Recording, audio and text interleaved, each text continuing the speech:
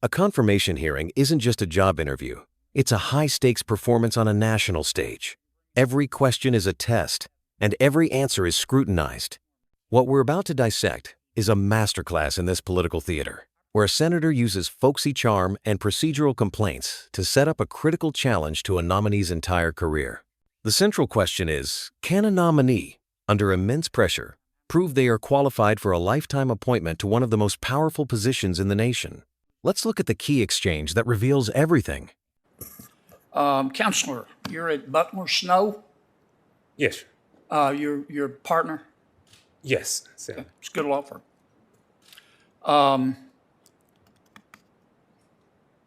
I have some experience with our Department of Motor Vehicles in Louisiana. I spent a year there one time trying to get my son's lost license renewed. I remember all they had. I didn't bring any reading, and I remember all they had were copies of Popular Mechanics from like 1997 or something to read. Our problem in Louisiana is our employees there are good. It's our politically appointed managers. I was asked one time, how many managers do we have how many managers work at our Louisiana Department of Motor Vehicles? And I said about half. Let me ask you a couple of questions.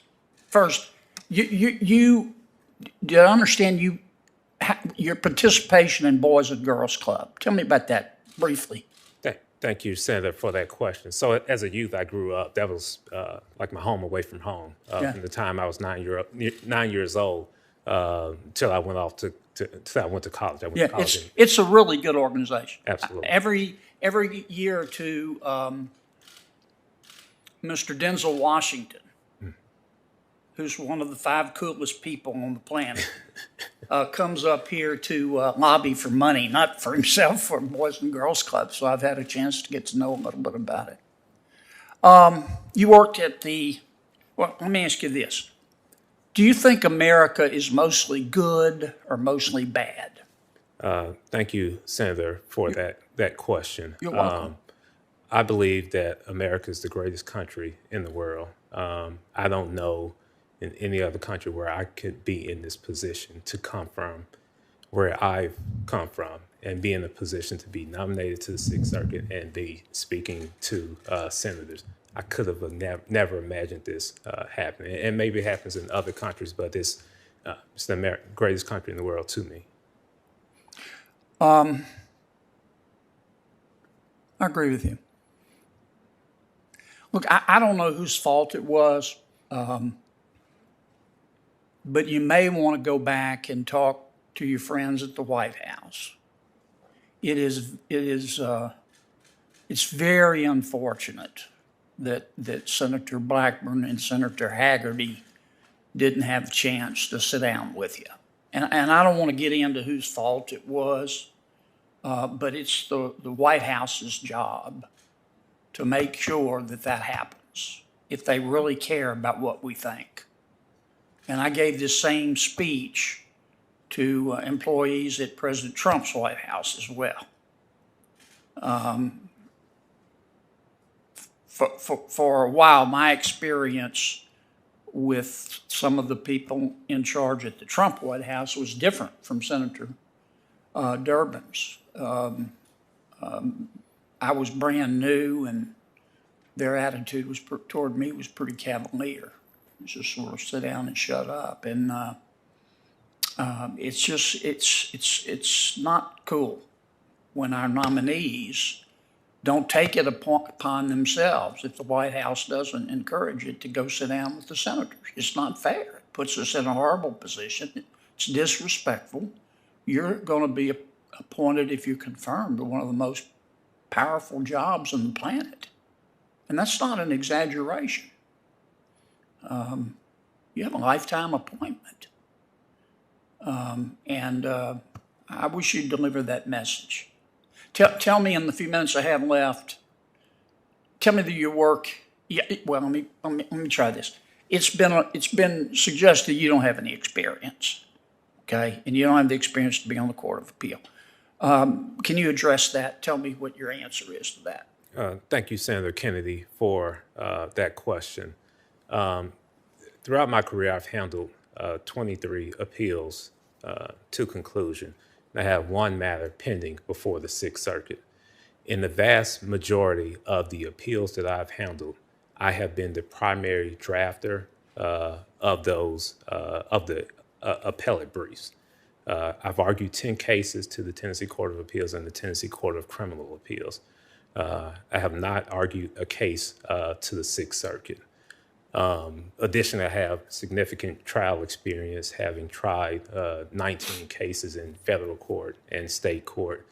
And that doesn't take into account I've litigated hundreds of cases. And as you know, some cases are sometimes resolved by settlement, some by dispositive motions. Let's break down what really happened here. The senator's strategy is multi-layered. He doesn't start with the tough questions. He begins with a long, relatable story about his frustrations with the Department of Motor Vehicles. This isn't just small talk. It's a deliberate tactic to establish himself as a regular person, to critique government bureaucracy, and to control the rhythm of the hearing. He then pivots to a simple, patriotic litmus test. Is America mostly good or bad? The nominee gives the only acceptable answer, calling America the greatest country in the world. She passes the test, but the senator wasn't looking for information. He was looking for the performance of loyalty. The core of the senator's attack, however, is procedural. He criticizes the White House for failing to arrange a meeting between the nominee and her home state senators. By framing this as a sign of disrespect, he puts the nominee on the defensive and asserts the power of the Senate against the executive branch. All of this is the setup for the final, direct question. How do you respond to the charge that you simply don't have the experience for this job? The nominee's response is crucial. She doesn't offer opinions. She provides data. She quantifies her career. 23 appeals handled, 10 cases argued in state appellate courts, and 19 trials in federal and state court. This is a direct counter to a vague accusation, a strategy to replace a narrative of inexperience with a record of facts. Her admission that she has not argued before the specific court she's nominated for is a moment of candor, but it's buried under a mountain of other qualifications. This exchange is more than just political sparring. It touches on the very foundation of the American judicial system. When a senator mentions that a federal judge holds one of the most powerful jobs on the planet with a lifetime appointment, it's not an exaggeration. The United States Circuit Courts are incredibly influential.